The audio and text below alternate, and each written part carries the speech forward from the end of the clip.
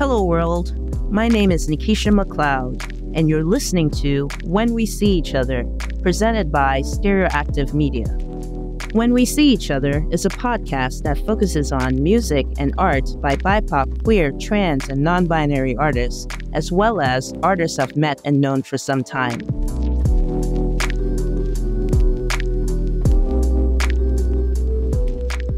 This week, I interviewed the Black, queer, gender-nonconforming femme R&B artist, Nyallah. First, let's listen to their track, Growing Pains, and then jump into the interview.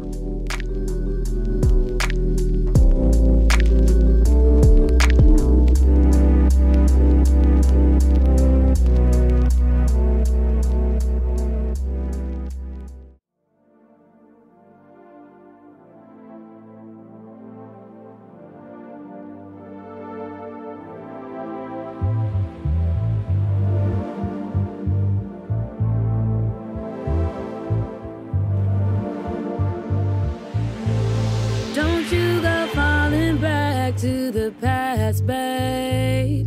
Don't get caught up in drama. It's about time you break the cycles. Why repeat the steps that led to pain? Another chapter's done, but still not open the change. Let's keep it real, no room or time for shade.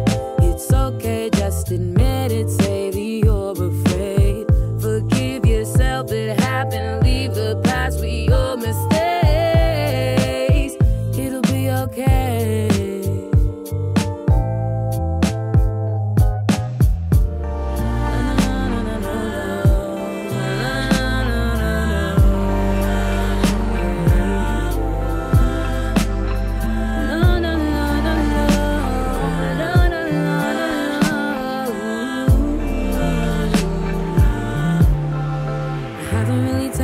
Much information in.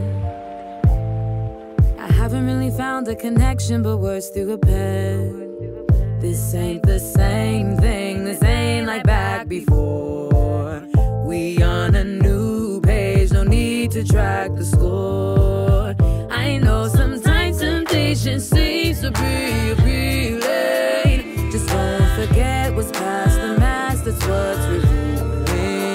Remember those, all the scars, they need some healing. Do not resist, I promise this. Growth is deceiving.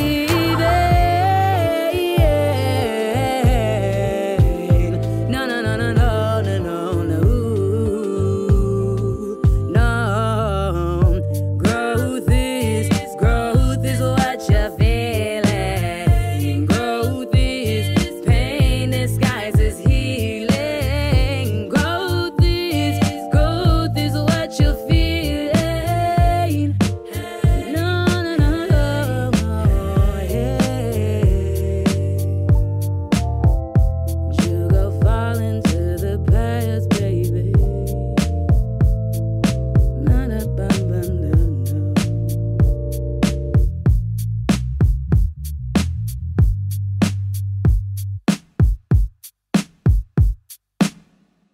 But don't repeat it either. You remember what happened last time, don't you? Hi, Nyallah. Welcome to When We See Each Other. Thank you for joining us. Thank you for having me. So I wanted to start by asking what inspired you to first start making music? Well, I grew up in like a very creative household. My mother, she's a seamstress, and my father, he played soccer professionally. And they always were playing music. There was always art around the house. You know, we were always like diving into film and TV and different things like that. And I would say like a lot of my influence comes from the music that my parents showed me growing up. So jazz, reggae, like I'm half Sierra Leonean, so a lot of like African music, like beyond like Afrobeat. That's why I'm not going to say Afrobeat, but like music that comes from the continent. Let's see what else, like R&B. I grew up with a lot of R&B, but more so like ballady singers and like soul angsty singers. So think like Brian McKnight, think Luther Vandross, like, and then think of vocalists. My mom was like, not really a big fan of higher voices. I think because her voice isn't high, like her voice isn't as low as mine, but it's not like a higher soft voice. So I was raised listening to a lot of like Mary J. Blige, India Arie, Jill Scott, Layla Hathaway. So like these are all people that I still pull mad influence from today, like Lauryn Hill, and then like Brandy, like oh Brandy. Brandy is queen. Love her.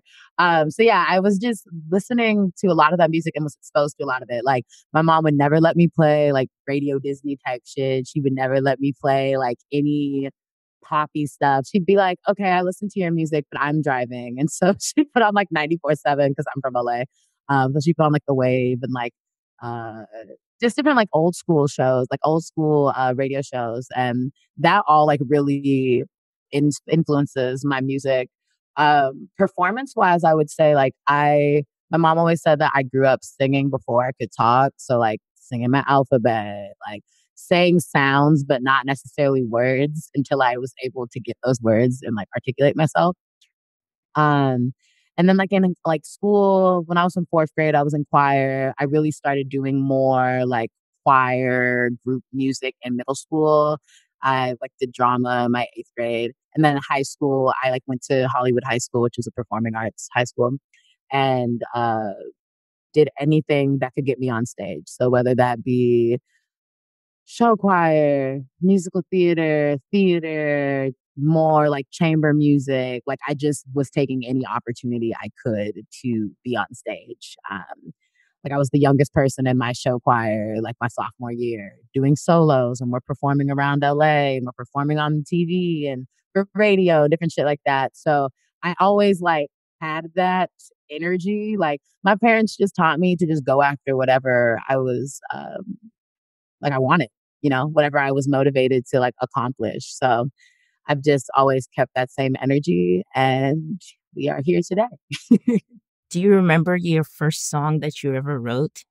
Oh my God, no. But I do know that I remember, I don't even know the words of it specifically, but I do know like there was a point, remember for like Father's Day or something, I like mixed up the days and I was like, oh my God, it's Father's Day. And I remember I like wrote my dad like this nice little freestyle sing rap thingy where I was just talking about like, I think I was like, I don't know, like 10, because I have my little brother at this point. So I think I was like maybe 10, maybe 9, basically making some stuff like talking about how he was the best and he was better than the best and blah blah blah blah. Very simple rhymey, like boop boop boop, bop bop bop.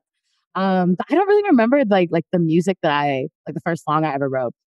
I would say like the first song that I ever wrote that I released and was like, oh, I'm doing this was this song called Down for Me that was released in what year was that? Years 2014. And I had done Grammy Camp, which is like this 8 to 10 week music program that the Grammys sponsor for high school students. It puts you on track to do this music thing. So whether that be a vocalist, a songwriter, producer, music business, like a manager, like it gives you all these different tracks to focus on and gain the resources for 8 weeks. And after I did that, I like was like, oh yeah, I'm doing the songwriting thing. Like all these, like, honestly, to be transparent as hell, I was like, honestly, all these white girls making these super simple songs, like I can do this shit and then some. Yeah, I think music, like I said, it was always a thing, but that was like the first song that I like released that people could listen to. I don't think it's still on my SoundCloud because it was really badly mixed and I'm a Capricorn and I'm anal. So if the shit isn't right, I don't want it. But yeah, I mean, I don't even know. I wish I knew. I'm gonna have to go look back on some journals. I don't even think I have journals from that far back. Damn, I'm gonna have to look. You give me some homework. Okay.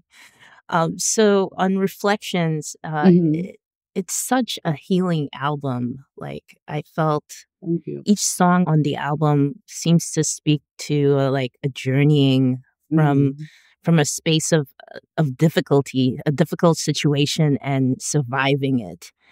And I also really enjoyed Growing Pains, especially the video. So I just wanted to know, like, what inspired you to write this album and, this song? Yeah, I can talk about reflections first, and then I'll talk about growing pains. So I started writing reflections 2017. I was in school. I went to USC, University of Southern California. I studied popular music. I got my bachelor's. I was just going through so much as a Black femme, as a queer person, as a Black person, like dealing with so many microaggressions within all of my worlds, right? So my romantic worlds, dealing with like loving Black people, but them having, like, we all have internalized anti-Blackness in some way because we've been taught it. But, dealing with internalized anti-Blackness, dealing with like misogynoir from a queer lens. So experiencing that. And then in school, dealing with microaggressions, the usual thing of like this Black girl in academia, like, oh, there's no way that you have straight A's. There's no way that you're able to go to class and be on time and get your work done and also do this music thing and all the microaggressions of that at like USC at large. And then also within my program, like I experienced the most oppression, I feel like, within my program more so than I did in the school because it was a music program, right? But it was primarily white and you're being taught Black music and just the usual power dynamics and the usual struggles of dealing with white folks where I'm watching like we're literally being taught our music and we're literally learning like performances and like learning songs from like the 30s to now type shit, so almost 100 years, and we're seeing that most of it is Black music and made by Black people, and if a Black person isn't singing it, it was inspired by it or it was originally made by them or whatever it was. And just seeing a constant erasure of like white folks trying to say that music started in the 1600s in Europe. Hearing like white folks try to say, well, like if it wasn't for so and so, this white man or this other white person like coming in and exploiting Black people, we wouldn't know about this music. And just having this savior complex. It was just such a struggle. And at the time I couldn't outwardly like communicate stuff because I would, and like I would always be read as, oh, I'm too sensitive, or oh, she doesn't know how to like be professional, and I was one of the most professional people in there to this day. Literally anybody could cite me and they'll be like, oh no, like I was always on time, like yo, she was depressed and anxious and nobody knew that shit because I'm a high functioning like anxiety riddled person. So dealing with the hyper exposure and hyper erasure of academia, specifically USC, and then also just dealing with the struggle of like, I'm from LA, right? USC's in South Central, but the school's like 70% white. So a lot of it came from like race and a lot of it came from like, I mean, I could talk about gender and I can also talk about queerness and that's a whole other thing. But like basically the intersection of all these things was just a lot for me. And I think prior to that, I had an event series called The Lost Sessions. That was like a quarterly event series that showcased Black musical and visual artists. And I had been focusing on that for a long time, like really focused on putting community forth. But I realized I was like, nah, like you need to prioritize yourself right now because you're an artist, you're a musician, but you're not working on your shit. So Reflections was me taking that time to reflect on my relationship. I had been in this I was my first relationship with a Black woman, which was like, and it came at the right time. And it was just very liberating. And I learned so much about myself and about my Blackness and just the intersection of my identities.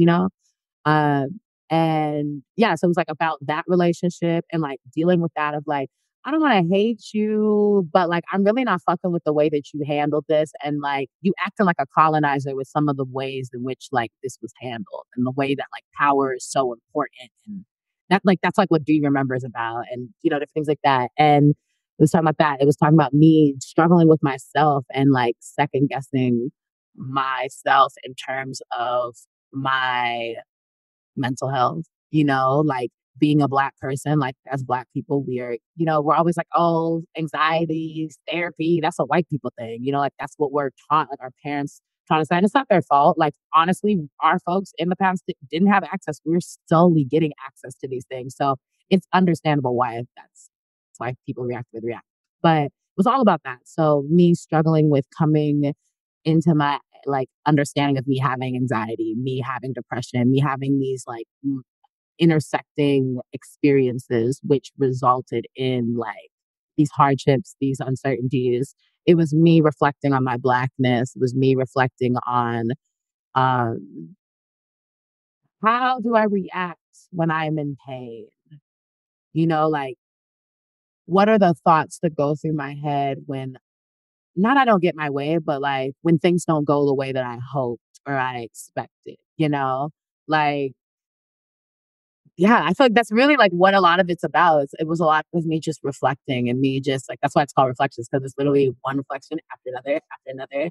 Um, and me reflecting on like, yo, there's always gonna be haters. Like the outro, the journey is about haters. It's about you being a hater. It's really about you being a hater, like, and how you are gonna like because other people are always trying to tear you down, you then think you have to tear yourself down and you then think like, oh, there's something wrong with me. I gotta work on myself. I mean, everybody always has to work on themselves, but not like there's something wrong with you, you need to fix yourself type of thing, you know? So yeah, that's like all the reflections was about. And I mean, now I'm like 22. I wrote that project and I was how like 3 years ago, 19. I started writing that project. I was writing it when I was like 19, 20. So the ways that I was describing these things, I feel is like a lot different from where I am now because now I have the language and the understanding. And I mean, I still had the language back then, but it was like very on the nose or it was very like vague but specific. Like I was really good at that. And now I have more of like the understanding and like, no, I'm gonna throw in this like anxiety. I'm gonna throw in generational trauma, you know. And in regards to growing pains was I think that was the second or third song we worked on. The first one was The Journey. So the last song I actually wrote first. Like it was like a stream of consciousness, like New Year's Day of 2017, I think. Yeah, because that's when the project started, and I just was writing it, and I was like, yes, this is what's happening.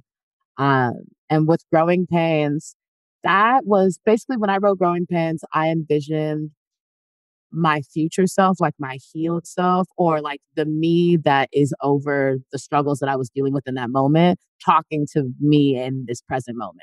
And like basically being like, yo, like it's the same lessons over and over and over in life, like keep going, keep focused, like, don't fall back to the past. Like, don't get caught up in, well, this person did this or I reacted this way. And that shit that I'm still working on. That shit that like we're not taught. We're taught to react to that. We're not taught to just like step back, take a moment.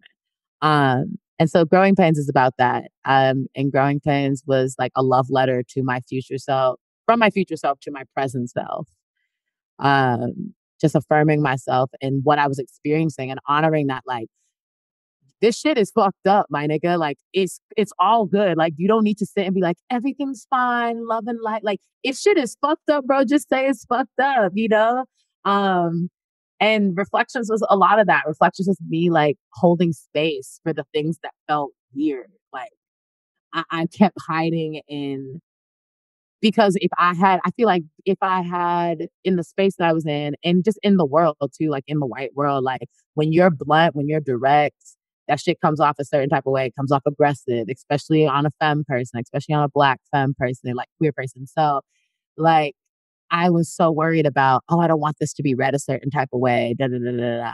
And Reflections was the beginning of me working through that and being like, fuck that shit. It doesn't fucking matter how it's perceived. Like the right people will hear it, will resonate with it. What was the process like recording the album? Can you talk about how long it took and what it was generally like based on what you just said about like tackling so many different things at once? Yeah. How was like, and also being in school. Yeah, exactly. How was that whole experience trying to work through all of that? We started writing in 2017. I stopped writing 2018. So I only was writing for like a year, but it wasn't like consistent writing. It was more so like I'm in school and I have an idea and okay, I think I need to write another verse, but I love this chorus. I love this verse. I love this bridge, working with my friend Alec B, who was my producer for the project, one of my really good friends, and just building this tracks up. Like we are both very detail oriented people, and we wanted to make sure that we weren't just throwing some shit together, you know, like a lot of mixtapes, a lot of like this is technically an EP, like a lot of EP mixtape type of things, like people rush to get them done, which I get that, but like what's the point? Because you know, everything's supposed to come out when it's supposed to come out. You don't need to rush shit, you know. Um, but that's not what capitalism teaches you, right? So, right. So, it was like a year of writing, and also in the midst of writing, like working on the production. So, building up the production, starting off with different ideas. Like, I would come in and I'd be like, "Hey, I have this song. I freestyled it to this like beat," or like somebody. Like, I remember the intro I freestyled to Embarcadero by Tori Moore. I literally just was like listening to it and I just started like freestyling and I was like, oh, this is dope. And so like I literally was like, this is what I was pulling influence from. I don't want it to sound like this shit at all. Or I'd be like, oh, I like these little synths. Or, you know, I would pick like apart everything. And then I'd be like, okay, I feel like the song is giving me like flowetry meets like, you know, music soul child meets like some like black thought, you know, like some hip hop. It's very much a hip hop R&B type of album because that's the music I love. Like it's very West Coasty in that sense where it's like I'm like rap singing the whole joint, you know? And now I've just accepted that I'm a rapper because I really wasn't trying to accept that shit before, but I literally have bars. And so I had to just let that sit. Niggas are like, you right, nah, you right. Literally all the men in my life, they'd be like, nah, but you be spitting, bro. And I'll be like, I don't want the hype. Anyways, yeah, so a year of like the skeleton work, figuring out the timeline, not even the timeline, but figuring out what the story is, you know, like what was the through line. Then it was okay, like we're finishing up the production, we're finishing up the details of everything. Um, how can we include people? Because I wanted my acknowledgments to be long. I wanted my list of like features to be long, but I didn't want it to like be featured artists. Like I wanted to include musicians because I love live music. I love like tiny desks, things like that. Like acoustic shows are like one of my favorite things. Doing full band shows, another one of my favorite things. Because you get the energy of everybody. You know, you're getting the energy of the whole band. And you know, once that drummer is like in the bag, they in the bag, and then that makes the bass player dig deeper. That makes you, you know, it makes you go and sing harder. So all of that was really important to me. And I wanted people to feel that when they listen to the project. So, or the EP, the record. Yes. So, yeah. So like, I would say that took like another 5 months because everything in context was done. I was in a relationship, another relationship at the end of this project, but like it was already written. Everything was written. So nothing on this project was about that relationship. But I was in a relationship with somebody and I was in New York for the summer of 2018. So this project was done, like we had finished it. And I remember I was trying to do all these recordings right before June of 2018. So this project was written for like a year. It like took us like a year and a half to get all done. And then it took another 6 months because we were in school and we're getting ready for our senior year. And, you know, I'm having second thoughts of like, should I release this? Is this even good? Maybe I should scrap the whole thing. Maybe I should just only drop a song. And I wanted to do videos. And I was like, fuck, I don't have that much time because I'm in school and like I want to do shit in New York. But I was like, damn, my network in New York at the time wasn't as extensive because I was still like a newbie in the scene. And I was like, damn, like niggas can't do shit for a favor, which is fine. I respect that. What am I gonna do? So it took a minute. And also like, oh my God, there was a person who mastered the project who mastered it horribly. Some were like, fuck, we have to go and do the whole thing over. But it was like, I think he only mastered like 2 songs back. Like we gave him 2 songs. And they were like, that's not gonna work. So it was just a lot of like figuring all that stuff out. Like I remember I had to rush to do not rush, but like quickly get the photo shoot done for the album, for the EP, like weeks before. Like I would be doing the photo shoot and then I would have to get driven all the way to the studio so that I could finish recording and sit in with the instrumentalists. Cause I was like, I don't want them to do it without me. Like I want to be present. so that they understand what I'm bringing to the table. Like, niggas was mad trouble. And I was like, look, like, you need to understand that, like, I know y'all think I'm strong all the time. Like, I was bringing in people that I went to school with, like, people that I really admired or people that I've known through other folks in the community. And I was like, look, y'all see one side of me. The music says other shit, okay? And if you are not, you have to be willing to accept it all because it's all me. So if you down for that, we can get this started.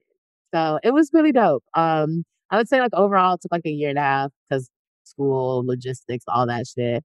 But everything happened like right on time. Like we released that shit on 111, had the EP release on 222.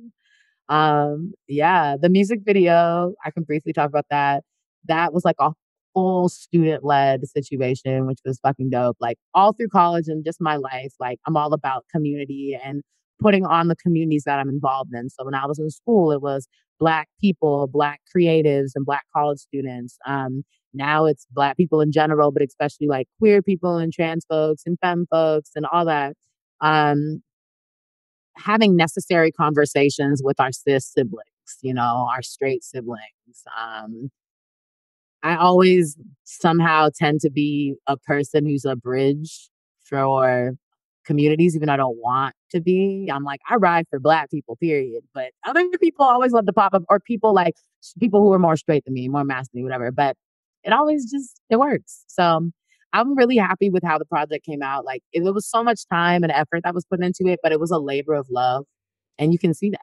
Yeah, you can definitely tell that it was, Yeah. you know, because of the level of intimacy in all of the tracks. Like, I really appreciated even the spoken word parts that, you know, reflected on the songs and whatnot.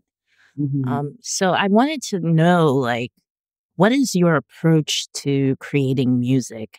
Do you have a particular process you follow while creating? Can you talk about that?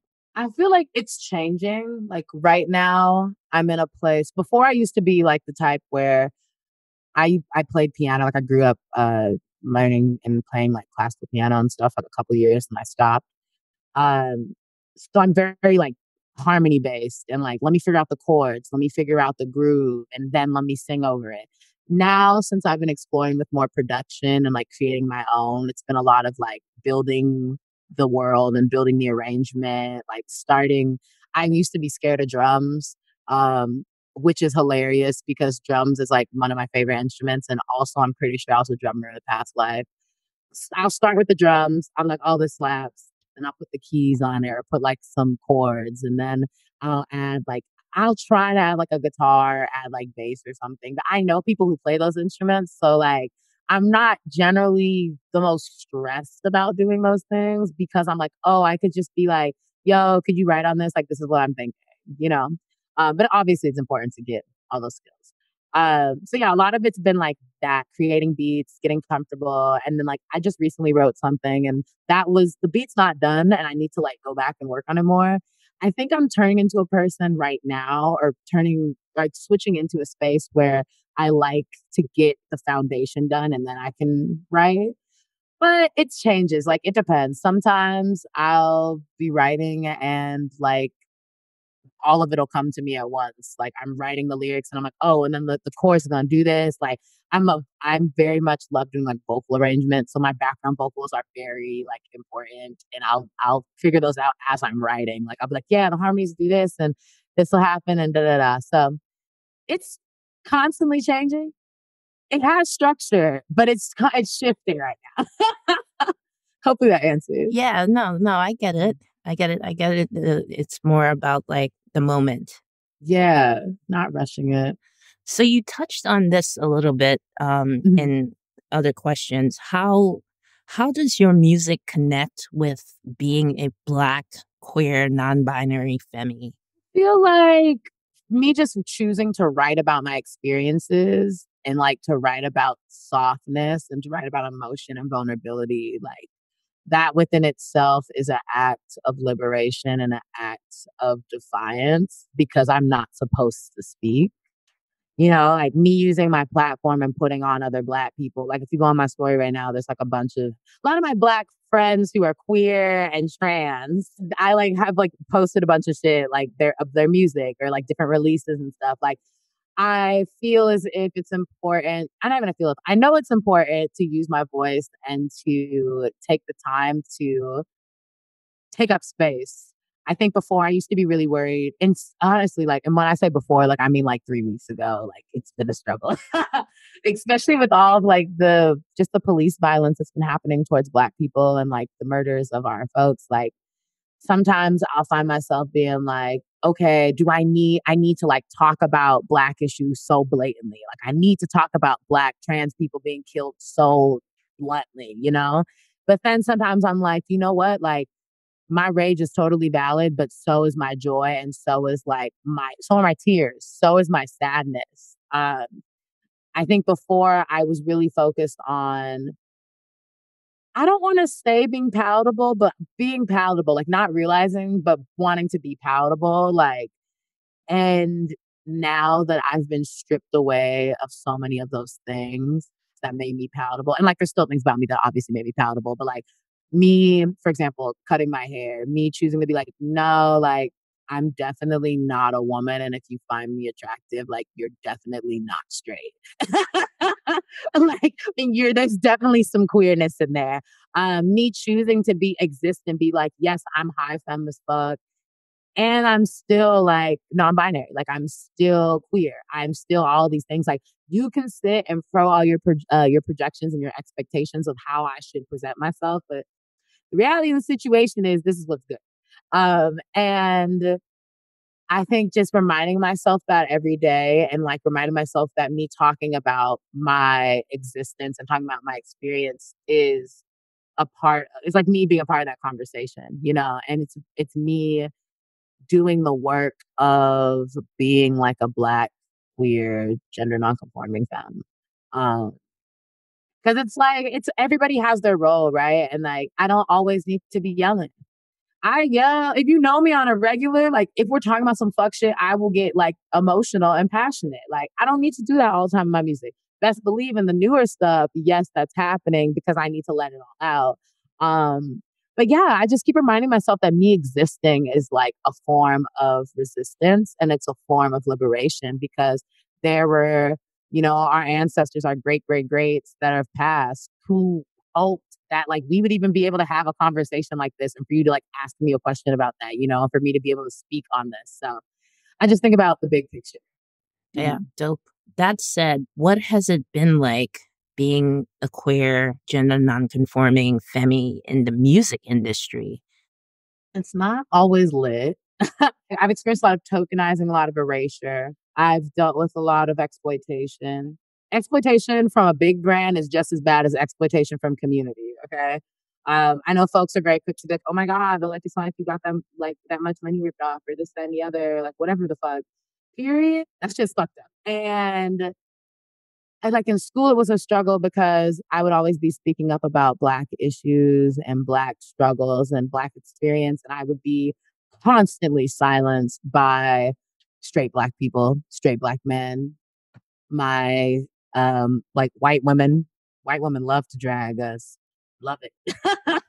Honestly, as much as Black men. And dealing with that of like, damn, I can't even have solidarity in like my femininity, which is all good because honestly, white women haven't been for us forever. Like the suffrage movement, whack.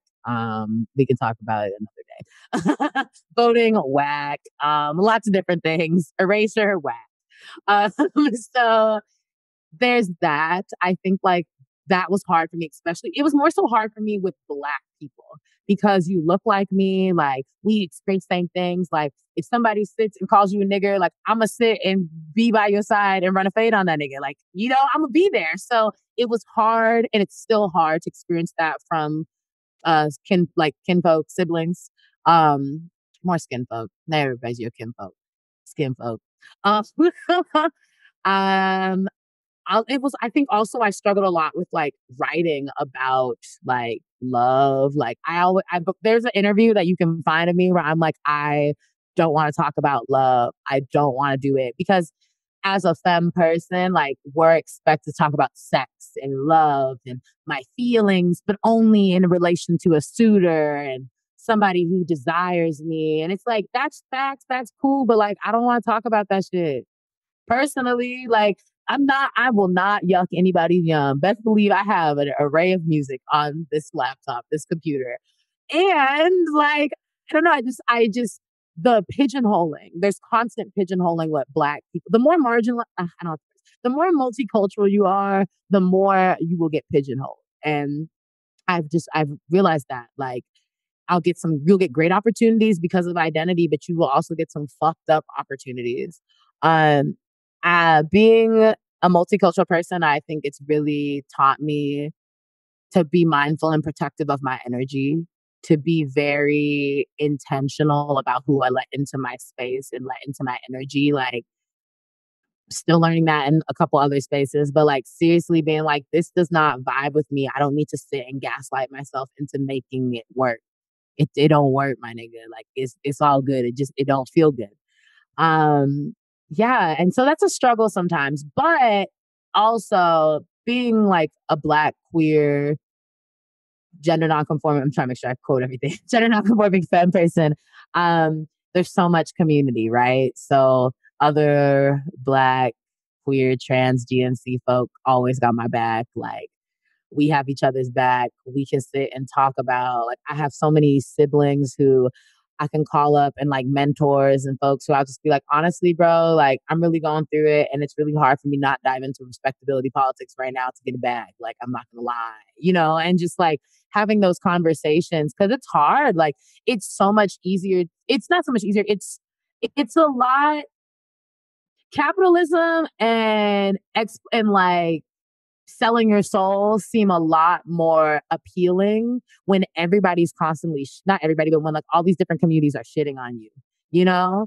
And so I am constantly reminding myself, like, nah, you don't need to sell out. Like, but not even sell out in the sense of like get a bunch of money, because sell out is, everybody has their own term. Selling out in the sense of like forgetting that at the end of the day, like I'm a part of all these identities and I can't exploit any of them. I can't shit on any of them. Accountable drags are good. I'm all for accountable drags. My liberation is your liberation. I don't know if you've watched I May Destroy You, but No, I've heard good things about it. it's so good. Michaela has this line that she has with her friend where she's like, your birth is my birth. Like, my death is your death. And like, I just think about how, like, that's how I think about community. It's like, your death is my death. Like, every time somebody has like a say your name situation, like literally that's one of us. That's us, So like one of my intentions of like being an intersectional person is to constantly like break down those walls, whether that be like having these conversations, just expanding my perspective and expanding my knowledge and understanding of things, like just continuously doing the work to educate myself, because every time I get free, everybody else get free. Every time Black trans women get free, we all get free. And once we all are able to recognize, like, once the most oppressed person can be liberated and be free, we can all get free. It does not have to do with my liberation is more important than yours, or you don't need this because blah, blah, blah, blah, blah. Like, it has nothing to do with that. The reality is like, the only way we're all going to be able to get free and to be liberated and to have like equality and justice and whatever it is that your goal is, it's about checking yourself, doing the work, and peeping that there's somebody else who's more oppressed than you, and just taking that time to do that work. But it's fucked up that usually us multicultural folks are the people who are teaching everybody that, like, and for free usually, which is fucked up because it's a lot of emotional and physical and mental. It's a lot of labor, period. And I don't need to describe all the labors. It's a lot. So just going to shift a little bit. How has the pandemic affected you as an artist? At first, I was struggling to create. Also, I like your fade. I've been wanting to say that. Every time you turn, I'm like, this is nice. Thank you. No problem. It was a struggle at first. Like, I was definitely going through it. I kept feeling like I have all this time. I need to get something done. I have to get something out too. if I don't get something done, like I'm not being a productive member of society. I was like, bitch, that's the capitalist and the cop in your head. Shut the fuck up. I feel like honestly, this pandemic has been healing for me. It's been great to my creative flow. Because before I was rushing like a motherfucker. I was rushing like I was rushing. And I'm not. Now I'm finished with that.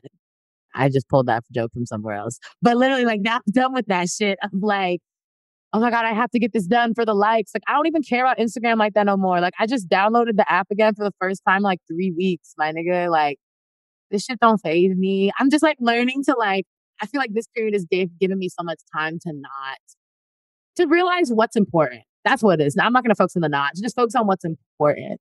So if that's me binging cartoons or 90s TV shows because my inner child wants to laugh, like that's what the fuck I'm gonna do, you know? And also recognizing that me existing and me living is feeding into my creativity. So you know, you can't create from an empty vessel. You have to live life. You have to hang out with people. You have to, I mean, social distance, obviously, but like you have to have, you know, engage with the outside world, or you have to engage, you know, and have different perspective and read. And you have to watch films and documentaries. Like I love watching films and docs. Like I just watched what happened, Miss Simone.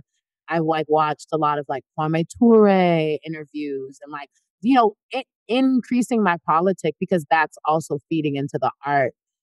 Making sure that when I'm speaking, that I'm speaking from a place of informative knowledge. You know, I'm not just talking from my ass.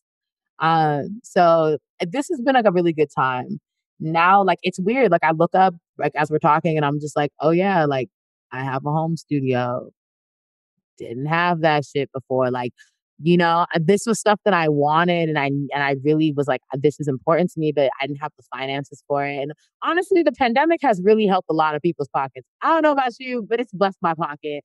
And I'm mad thankful for that. Like mutual aid funds, you know, like niggas have had more money in the last 3 months, 4 months than they've had since living in New York, like just living and like not working. Like it's crazy. So I'm thankful. I'm thankful that I've been able to finance like my creativity.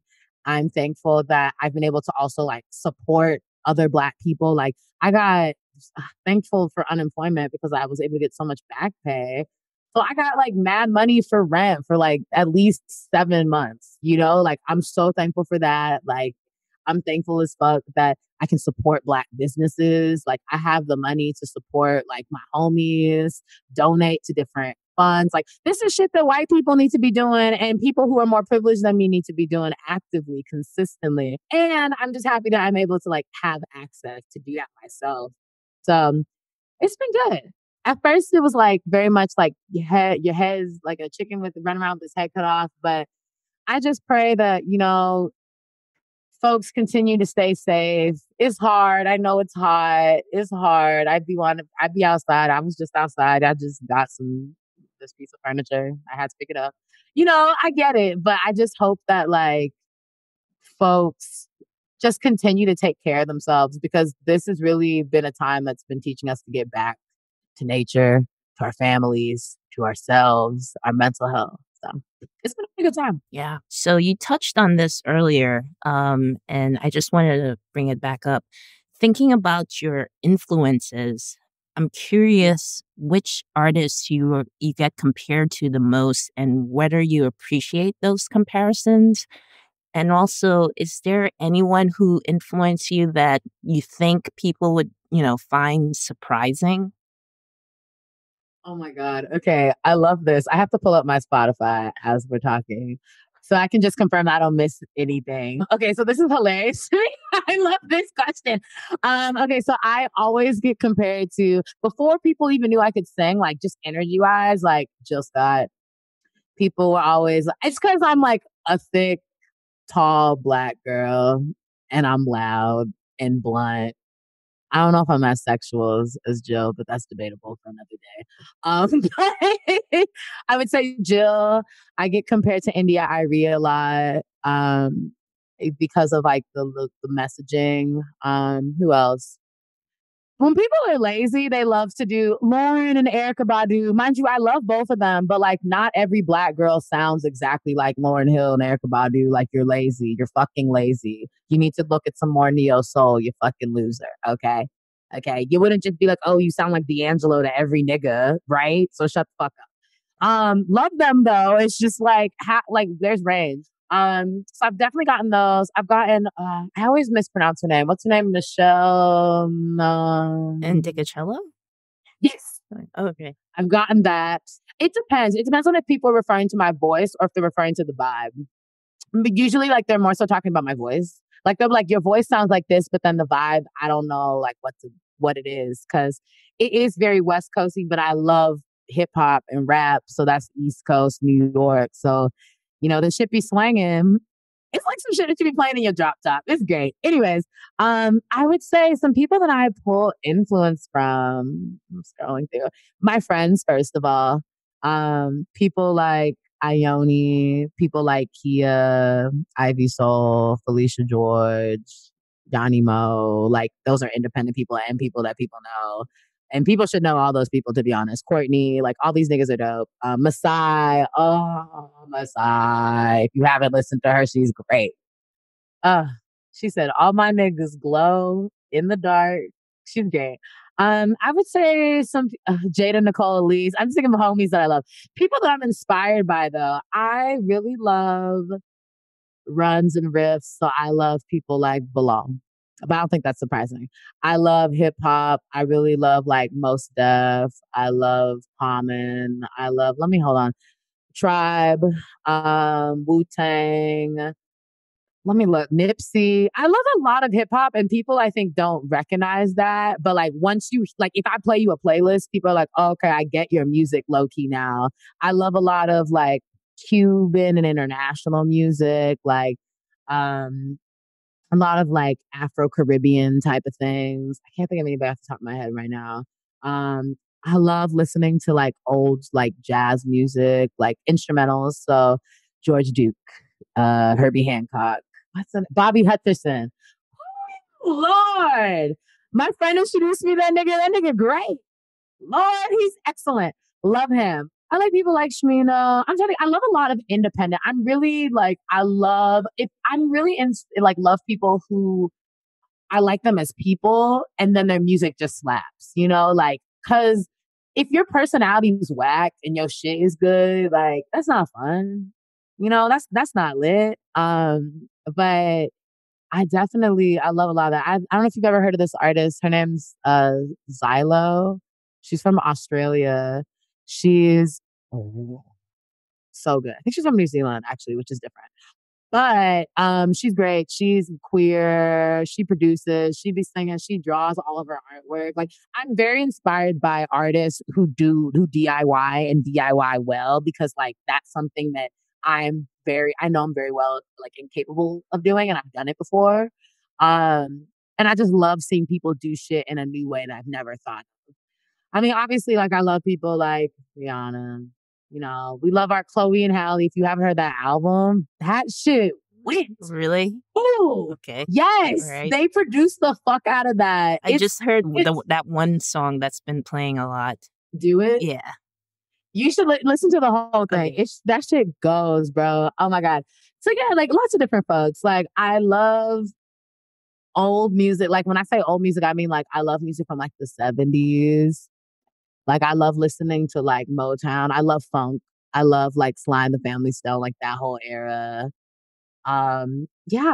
It's hard for me to like pinpoint art. I mean, that was pinpointing artists, but it's hard for me to like pinpoint a consistent amount of artists because I can say what I grew up listening to. I can say who I love, like tone wise, like, and I'm like, ooh, she's singing, But the first I feel like I'm inspired by so much music. Like, and the last is Holy Water. I say playlist. Listen up. Because if I were to show you a playlist and you were to put on shuffle, so much shit gonna come up. Like literally, you're just like, what? Like how? Why? I would never thought you liked this, And it's like different types of rap music, different types of hip hop, like different types of R&B. Like it's not just R&B. We got neo soul. We got we got everything. We got like this group that we got motherfucking boom bap. We got all that music. So all of it. I'm just inspired by Black music, honestly. Like, even when I was sitting here thinking about like white people, I was like, they're all inspired by like the white people that I could think of that I fuck with are non-Black people. It's like you guys are all inspired by Black people though. Yeah, So that's for sure. yeah. That's for So I sure. would just say us. Like all Yes. that, but then PS Black people us. Right. Exactly. Yeah. How would you say your sound differs from other genre related artists? I would say it differs in the feeling. Like I've been told that my music is very like soul shifting, where it hits you and like it's like you can like you feel me. I don't know how else to describe it, but it's like you feel me with whatever I'm saying. Um, I do feel like the ways that I combine R&B, not even just saying that, but soul music, I hate using the term R&B because that's just what they love to put on Black people. Soul music, because that's what it is. Soul music and hip hop is different. I feel like it's a lot different than the way other people have done it. Like it's very drum heavy, bass heavy. Like you can bop to it, you can smoke to it, you can like groove. But I'm also spitting and giving you like facts. And like there are like vocalists who are doing that, but I don't think we do it in the same way.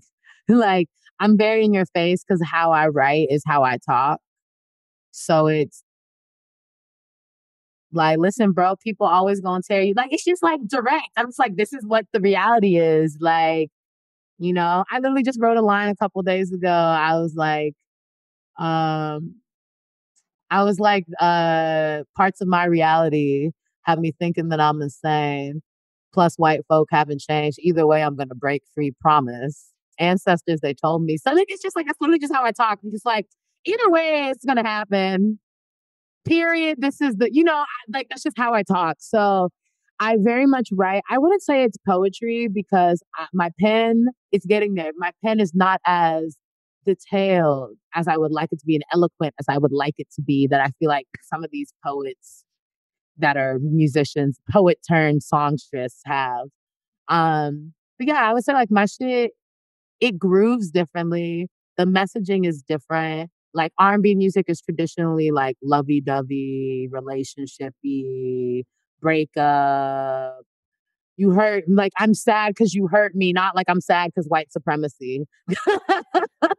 And yeah, it's much more. I think my generation of like independent artists, like this group that I'm in right now, is very much blunt. Like we're all just blunt in different ways, though.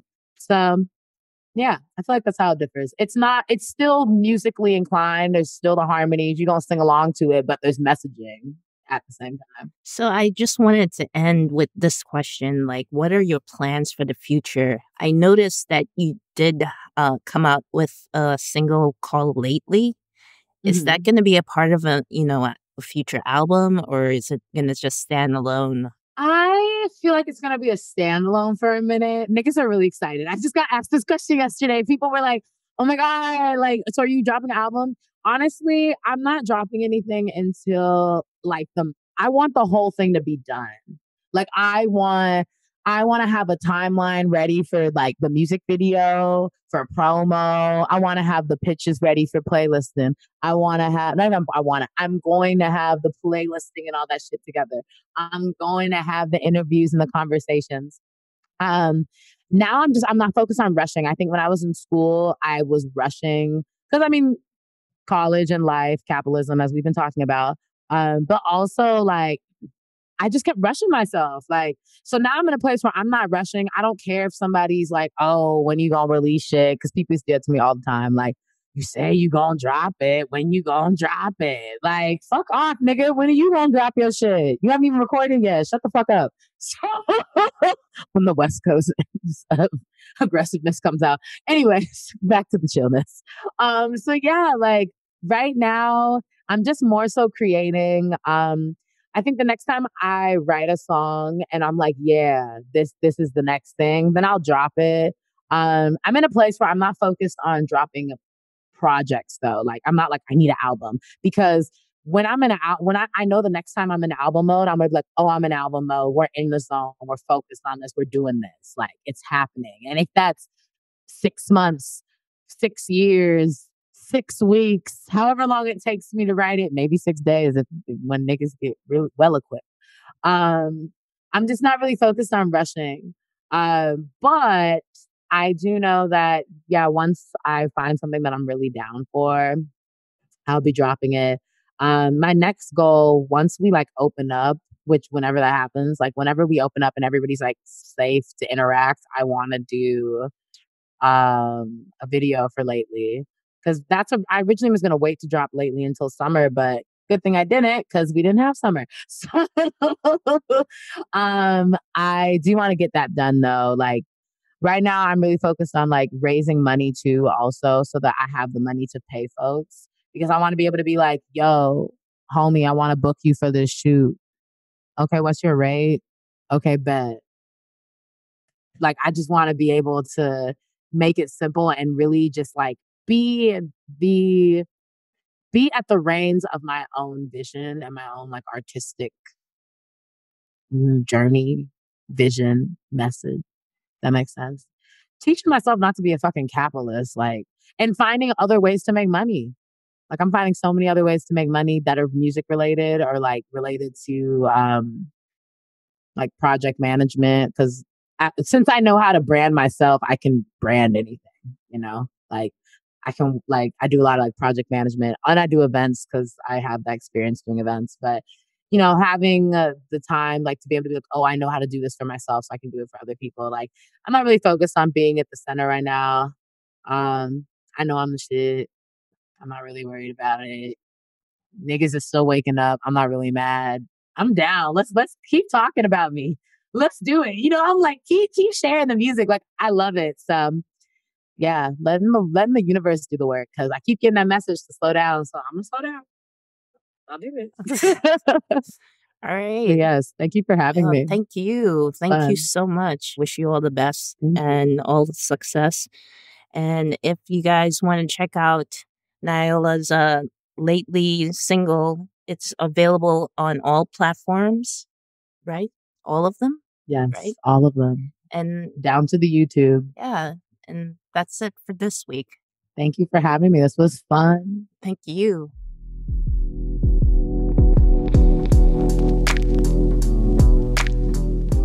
So that was the interview with Black, queer, gender-nonconforming femme R&B artist Nyallah. To end the show, I'd like to play one last track from their album Reflections, and the song is called A Conversation. Take a deep breath and ask yourself for a moment, what have I learned? Or what did I not know then that I'm aware of today? Do you see now? There are no locked doors, no boundaries, no limits on this life thing. Just relax and let yourself go.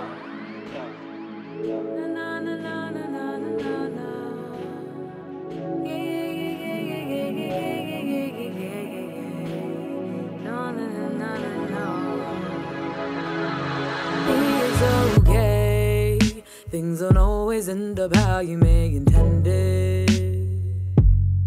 Don't you stray, you know what you gotta do, complete the mission.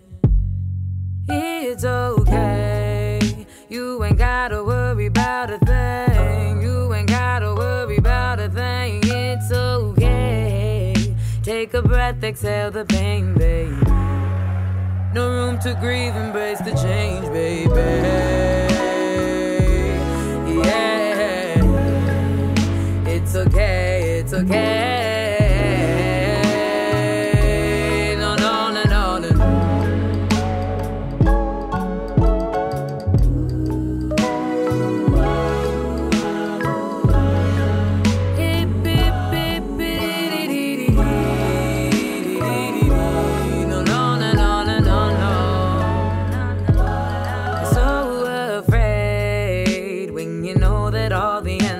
Within you, how could you stay when you knew your thoughts were false and hella untrue?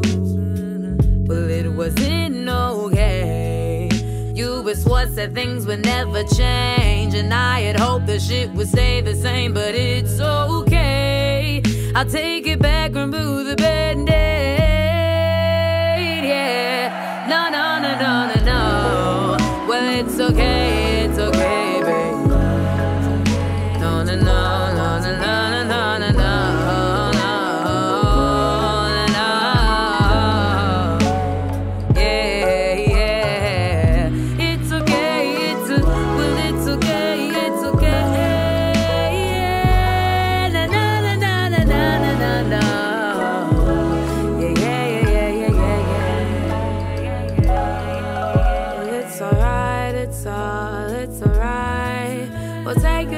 Take your time. No, no, no, no. Well, no, no, no, no, no, no, no, no, no, no. Oh, no. It's alright, take your time. To take your time, you'll be alright. No, no, no, no, no, no, no.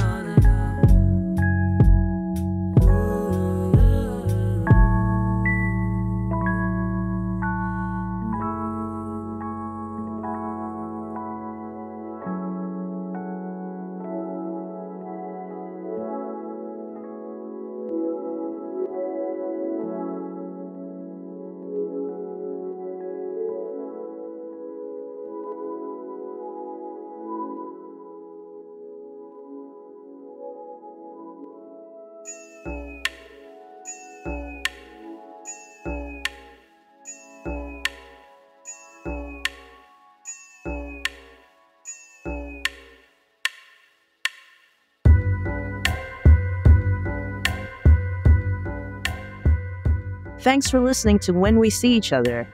I'm your host, Nikkie McLeod. This show is produced and edited by Jeremiah McFay. If you like what you hear in this show, please rate and review it in Good Pods, Apple Podcasts, Spotify, or anywhere else that allows that. And please follow us wherever you happen to listen to podcasts. Doing so helps us to expand our audience and is much appreciated. You can find more information about the show at stereoactivemedia.com/whenweseeeachother. And you can get in touch with us at stereoactivemedia@gmail.com. Talk to you later.